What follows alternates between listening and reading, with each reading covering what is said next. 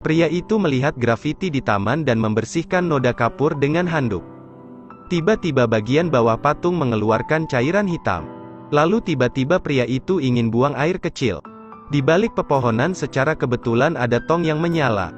Dia akan buang air kecil di dalamnya untuk memadamkan api. Tanpa diduga api semakin besar. Pria ini ketakutan dan melompat mundur.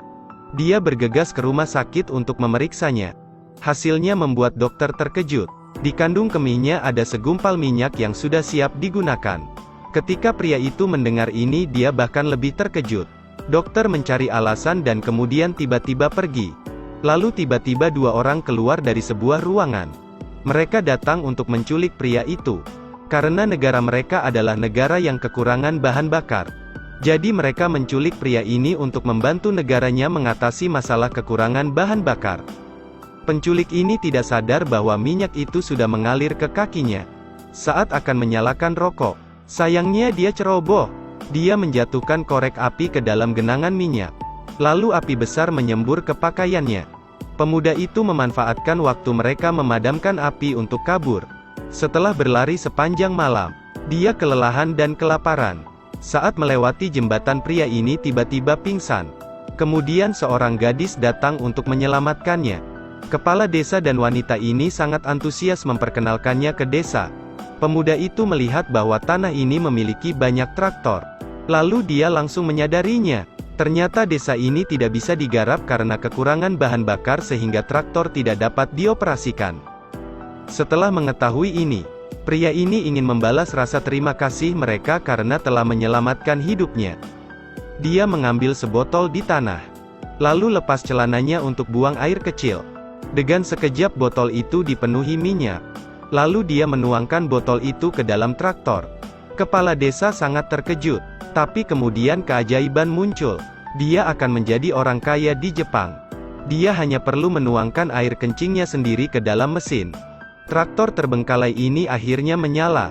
Semuanya baru menyadari bahwa air seni pria itu adalah bahan bakar. Anak laki-laki itu bermaksud untuk pergi. Melihat peluang bisnis. Kepala desa langsung menyimpan dia dan memberikan posisi wakil kepala desa. Dia juga memberinya asisten wanita muda. Karena dia pengangguran jadi dia setuju untuk melakukannya. Pekerjaannya sehari-hari sangat sederhana, yaitu minum air dan kencing. Pria ini berpikir ini adalah pekerjaan yang ideal. Pria itu tidak sesuai harapan. Dia meminum 1 teko air besar dan menghasilkan 1 kaleng minyak sehari. Tapi itu tidak cukup. Dia dengan cepat beralih menggunakan faucet. Kemudian dia meningkatkan produksi urinnya. Aku tidak bisa buang air kecil sebanyak itu. Dalam pengawasan sang asisten, ia segera mencapai tujuannya yaitu 100 kaleng. Mesin-mesin di desa ini telah dioperasikan kembali. Lalu lintas nyaman dan semuanya menjadi senang.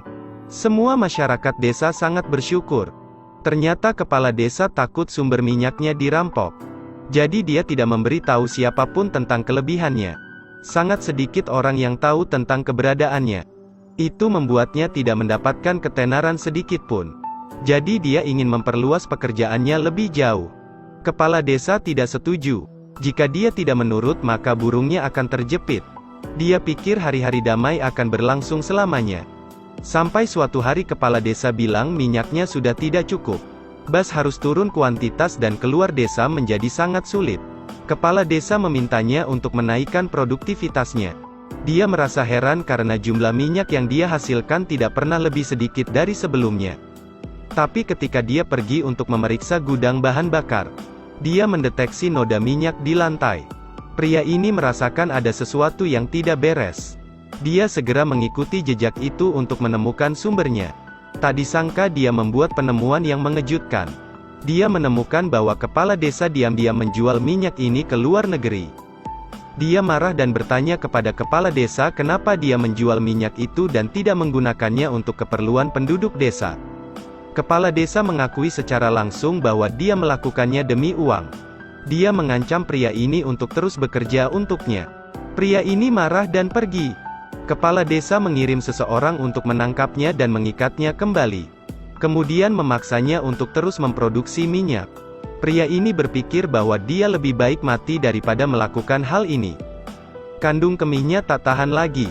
Lelaki itu sudah lama bersabar dan kandung kemihnya akan pecah. Pada saat ini asistennya diam-diam menyelamatkannya. Lalu mereka kabur ke sebuah pabrik kosong.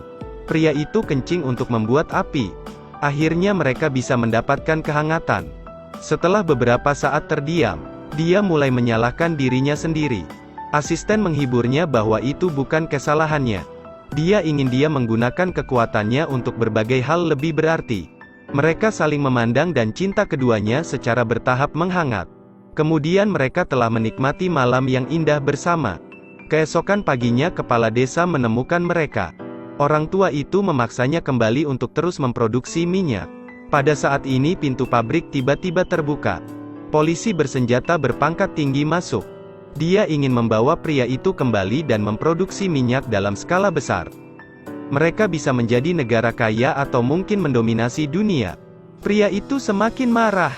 Dia pikir minyak bukanlah sesuatu yang harus dipakai untuk berperang. Minyak juga bukan sesuatu untuk mendominasi atau alat menghasilkan uang. Setelah mengatakan itu dia mengambil sebatang kayu bakar. Lalu berencana membakar semuanya dan mati bersama mereka. Tapi kali ini air kencingnya tidak mengeluarkan minyak sedikit pun. Pria itu mencoba lagi tapi api itu malah padam. Impian mereka untuk menjadi negara adidaya minyak akhirnya lenyap.